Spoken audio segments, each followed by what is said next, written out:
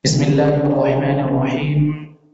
Assalamualaikum warahmatullahi wabarakatuh. Alhamdulillah, alhamdulillahirabbil alamin wal 'aqibatu lil muttaqin wassalatu wassalamu ala asyrafil anbiya'i wal mursalin wa ala alihi wa sahbihi ajma'in. Bersyukur kita kepada Allah Subhanahu wa taala dengan mendapatkan alhamdulillahirabbil alamin. Segala puji atas nikmat yang telah Allah berikan kepada kita sehingga pada siang hari ini kita dapat melangkahkan kaki, mengayunkan tangan menuju ke Masjid Barguna Darul Aman dalam rangka menunaikan kewajiban kita yakni melaksanakan ibadah salat zuhur secara berjamaah. Kemudian salawat beserta salam marilah senantiasa kita hadiahkan buat junjungan kita Nabi besar Nabi Muhammad sallallahu alaihi wasallam dengan mengucapkan Allahumma shalli ala sayyidina Muhammad wa ala ali sayyidina Muhammad. Semoga kita diakui menjadi umatnya dan yang akan mendapatkan syafaat dari beliau di yaumil akhir kala, amin ya rabbal alamin. Bapak-bapak, para jamaah salat zuhur, jamaah salat zuhur rahimakumullah. Seyogyanya setiap kultum zuhur pekan yang kelima adalah Ustadz Yasri yang mengisi setiap pekan yang kelima karena dijadwalkan itu sampai pekan yang keempat. Tapi seperti yang sama-sama kita ketahui, Ustadz Yasri dan juga Ustadz Hamidi kemarin telah berangkat umroh, maka Ustadz Yasri mengamanahkan kepada kami untuk menantikan beliau mengisi kultum qabla zuhur pada siang hari ini. Sedikit sebelum kami menyampaikan mau'izah singkat pada siang hari ini, berdirinya atau lebih tingginya sedikit duduk kami di hadapan para bapak orang tua kami tidak sama sekali tanpa ada niat maksud mengajari atau menggurui, tetapi ini adalah dalam bentuk mengamalkan firman Allah Subhanahu wa taala, "Fadzakir fa inna dzikra tanfa'ul mu'minin." Berilah peringatan sesama kalian karena sesungguhnya saling memberi peringatan itu bermanfaat bagi orang-orang yang beriman. Dan juga firman Allah, "Wa tawassaw bil haqqi wa tawassaw bis sabr." Pada siang hari ini, dalam kesempatan yang singkat ini, kami akan membahas atau membaca hadis yang mana hadis ini diriwayatkan oleh Imam Al-Bukhari dan Imam Muslim. Hadis ini di kebanyakan kitab para ulama dalam mengarang kitab-kitab mereka meletakkan hadis ini pada awal sekali. Kenapa? Karena hadis ini berbicara tentang niat. Mungkin sepenggal lafaznya kita semua pernah membaca atau pernah dengar. Dalam bahasa Indonesia kita sering mengatakan sesungguhnya perbuatan itu tergantung niatnya. Sepenggal hadisnya mungkin kita hafal, innamal a'malu binniyat. Nah, sesungguhnya hadis ini itu tidak sampai di situ saja lafaznya. Lafaz hadis ini cukup panjang. Kami akan membacakannya dari kitab Al-Arba'in An-Nawawiyah karangan Imam An-Nawawi. Dalam kitab ini Imam An-Nawawi meletakkan hadis ini sebagai hadis yang pertama di dalam kitab Al-Arba'in An-Nawawi. Kami akan membacakan hadisnya. Bismillahirrahmanirrahim. Hadisul awal al-a'malu binniyat. Hadis pertama di kitab ini yaitu tentang al-a'malu binniyat, sesungguhnya perbuatan itu tergantung niatnya. An Amiril Mu'minin Abi Hafs Umar bin Al-Khattab radhiyallahu anhu qala Sami'tu Rasulullah sallallahu alaihi wasallam yaqul innamal a'malu binniyat wa innamal likulli imri'in ma nawa faman kanat hijratuhu ila Allah wa rasulih fahijratuhu ila Allah wa rasulih wa man kanat hijratuhu lidunya yusibuha aw imra'atin yankihuha fahijratuhu ila ma hajaru ilaihi. Rawahul Imam al-Muhaddisin Abu Abdullah Muhammad bin Ismail bin Ibrahim al-Mughirah al-Bardizbah al-Bukhari wa Abu Husain Muslim bin al-Hajjaj bin Muslim al-Qushari wa Nasaiburi rahimallahu ta'ala fi sahihaihi madadaini huma asahul kutubi musannafah. Kita terjemahkan hadisnya. An Amiril Mu'minin, dari Amiril Mu'minin. Apa arti Amiril Mu'minin? Amiril Mu'minin artinya adalah pemimpin orang-orang yang beriman. Amirul Mukminin disematkan pertama kali kepada Sayyidina Umar bin Khattab. Walaupun pada hakikatnya boleh kita menisbatkan Amirul Mukminin kepada Abu Bakar bin Siddiq, tetapi pada kenyataannya gelar ini pertama kali disematkan kepada Umar bin Khattab yang merupakan khalifah yang kedua. Semoga kelak kita akan mendapatkan pemimpin yang layak kita sebut atau kita sematkan gelar Amirul Mukminin, pemimpin orang-orang beriman dan pemimpin orang-orang yang muslim. Amin, amin ya rabbal alamin. Suai Pak? Tak boleh nyebut suai ya? Atau aman? Tak boleh ya. Semoga kelak kita mendapatkan pemimpin yang layak kita sebut dengan Amirul Mukminin. Kemudian di bunyi hadisnya, An Amirul Mukminin Abi Hafsin Umar bin Al-Khattab. Dari Amirul Mukminin Abi Hafsin Umar bin Al-Khattab. Abi Hafsin di sini para ulama berbeda pendapat. Yang pertama, Abi Hafsin. Abi artinya bapak, Hafsin di situ. Ulama pertama mengatakan Hafsin di sini adalah diambil dari kata Hafsah, yaitu anak Umar bin Khattab yang merupakan istri Nabi SAW. Jadi Abi Hafsin artinya bapaknya Hafsah. Ulama yang kedua mengatakan Abi Hafsin di sini, kata Hafsin itu diambil dari kata singa artinya. Sebagaimana Ibnu Hajar Al-Haytami dalam mensyarah kitab Al-Arba'in An-Nawawi dalam Fathul Mubin mengatakan ka'annahu Nabi sallallahu alaihi wasallam bi Abi Hafsin wa huwa lughatul asad. Bahwa Nabi sendiri yang memberikan kunyah kepada Umar itu sebagai Hafsin, yang artinya singa. Begitu kata Imam Ibnu Hajar Al-Haytami. Kemudian hadisnya kami lanjutkan.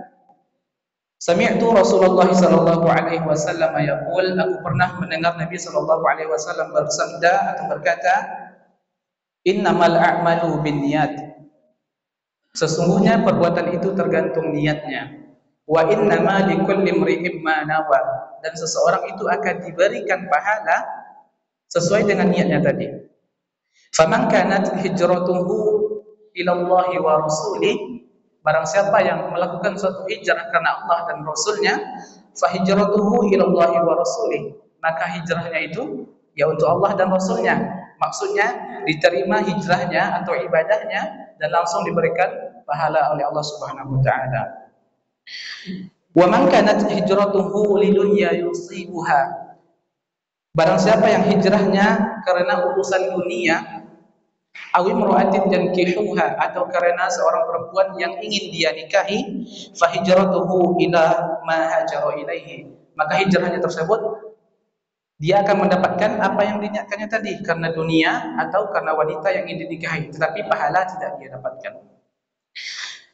Urgensi dari hadis ini adalah membahas tentang niat. Niat adalah salah satu dari syarat diterimanya amal ibadah. Segala amal ibadah yang kita lakukan itu akan diterima oleh Allah Subhanahu wa taala apabila memenuhi dua syarat. Yang pertama, niatul ikhlas lillahi taala, yaitu niat ikhlas karena Allah taala. Yang kedua, ittiba' li Rasulillah sallallahu alaihi wasallam, mengikuti contoh Nabi sallallahu alaihi wasallam. Harus memenuhi dua syarat ini. Kemudian para ulama dalam mensyarah hadis ini, di antara kesimpulannya adalah para ulama menjelaskan an-niyatu laha faidatani. Niat itu mempunyai dua fungsi atau dua faedah. Yang pertama, tamyizul ibadat an ba'dihha, membedakan antara satu ibadah dengan ibadah yang lain. Contohnya, salat asar dan salat zuhur. Misalnya, Ustaz Habib misalnya salat asar dan salat zuhur. Apa yang membedakan salat asar dan salat zuhur? Tidak ada. Rakaatnya sama-sama 4, bacaannya sama, berdirinya sama, bacaan sujud, bacaan rukuknya sama. Tidak ada yang membedakan antara salat zuhur dan asar kecuali niat. Oh Ustaz, kan beda waktunya. Kalau zuhur ya sekarang, nanti asar jam 15:12. Oke, contohnya begini. Misalnya seseorang itu ketiduran tadi jam 11 ketiduran, kemudian nanti baru terbangun jam 7 di waktu maghrib. Nah, otomatis dia harus wajib mengqadha salat zuhur dan salat asarnya. Sama-sama 4 rakaat di waktu jam 7 tadi saat dia bangun. Maka di waktu juga sama, apa yang membedakan salat zuhur dan salat asar adalah niatnya. Itu yang pertama, tamyizul ibadat an ba'dihha, untuk membedakan satu ibadah dengan ibadah yang lain. Contohnya, yang kedua adalah puasa sunnah. Puasa sunnah di bulan Syawal. Misalnya setelah kita bulan Ramadan, misalnya ada kita batal suatu puasa, kemudian masuk bulan Syawal, ada puasa sunnah 6 hari di bulan Syawal. Kita wajib mengqadha puasa kita. Dan di bulan itu ada juga sunnah untuk puasa Syawal. Apa yang membedakan puasa mengqadha dan puasa Syawal tersebut adalah niatnya. Waktunya sama, lamanya sama. Yang membedakan adalah niat. Kemudian masih di faidah yang pertama, tamyizul ibadat an ba'dihha, untuk membedakan suatu ibadah dengan ibadah yang lain, au anil ibadat, atau dengan ibadat. Ibadat itu kebiasaan. Contohnya, misalnya seseorang perempuan atau wanita yang telah suci dari haid, maka dia wajib melaksanakan mandi wajib. Apa yang membedakan mandi wajibnya, yaitu merupakan mandi adalah suatu hal yang kebiasaan, ibadat. Apa yang membedakan mandi wajib, sah dikatakan mandi wajib atau mandi biasa saja, yaitu yang membedakannya adalah niatnya. Kalau misalnya tidak berniat, mandi wajib walaupun terpenuhi seluruh tubuh basah, tapi tidak berniat, maka itu mandi biasa saja. Maka untuk membedakannya dengan ibadat, dengan kebiasaan, maka perlu niat. Syarat atau rukun mandi wajib itu 2. Yang pertama niat, yang kedua membasahi seluruh tubuh. Itu faidah niat yang pertama kata para ulama. Yang kedua, tamyizul maqsud bil ibadah, untuk menjelaskan maksud atau tujuan dari ibadah itu sendiri. Apakah kita melaksanakan ibadah itu murni karena Allah atau karena manusia? Nah, sekarang muncul pertanyaan, apakah suatu ibadah yang di dalam niatnya itu ada niat lain selain karena Allah, apakah otomatis pahalanya batal atau tidak mendapatkan pahala? Di sini para ulama membaginya menjadi 3. Ini yang kami dapat simpulkan dari perkataan Ibnu Rajab Al-Hambali. Beliau mengatakan, apabila suatu ibadah ada niat selain niat Allah di dalamnya, maka itu dilihat kondisinya. Yang pertama, yakunu riya'an mahdhan. Apabila ibadah tersebut murni 100% dari awal melakukannya adalah riya'an mahdhan, riyah dari awal, maka otomatis amal ibadah tersebut 100% batal, tidak diterima oleh Allah Subhanahu wa taala. Namanya saja yakunu riya'an mahdhan, maka batal dan tertolak amal ibadah tersebut. Yang kedua, yakunul amalu lillah wa yusyarikuhu ghairuhu, yaitu amal ibadah tersebut ada niat karena Allahnya, dia mengamalkan ibadah karena Allah, wa yusyarikuhu ghairuhu, tetapi ada juga niat selain karena Allahnya. Maka ini dilihat dibagi 2 juga. Yang pertama adalah syarikahu min aslih, yaitu riya dari awalnya. Riya dari awalnya, maka ini termasuk kepada hal yang pertama tadi. Kemudian yang kedua, karena aslul amalu lillah thumma dhara'at alaihi niyatur riya. Niat awal melakukan ibadah karena Allah, tetapi di tengah berjalannya ibadah tersebut, masih dalam proses ibadah, muncul niat lain. Nah, ini bagaimana? Contohnya, misalnya kita melaksanakan baca Al-Quran, misalnya kita tilawah Al-Quran sendiri di masjid misalnya. Kita tilawah Al-Quran selama 10 menit menjelang azan berkumandang. 7 menit pertama itu ikhlas karena Allah Ta'ala, tidak ada yang melihat. Kemudian 3 menit terakhir muncul niat, mungkin karena ada orang yang datang, ada orang yang melihat, muncul niat riya tersebut. Maka kata Ibnu Hajar Al-Haytami, karena kata Ibnu Rajab Al-Hambali, beliau mengatakan maka yang di awal tadi itu diterima Allah Subhanahu wa taala. Yang 7 menit tadi diterima. Kemudian yang ketiga muncul niat, yang mana niat riya ini muncul belakangan, maka yang 3 menit tadi itu batal, tidak diterima. Kemudian yang ketiga atau yang terakhir, kana aslu amalu lillah walakin khalaqahu amrun dunyawi.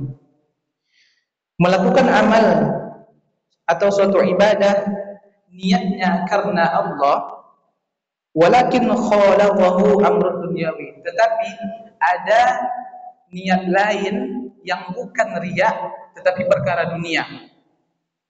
Ada niat lain tetapi bukan riya tetapi perkara dunia. Tidak semua perkara dunia itu riya.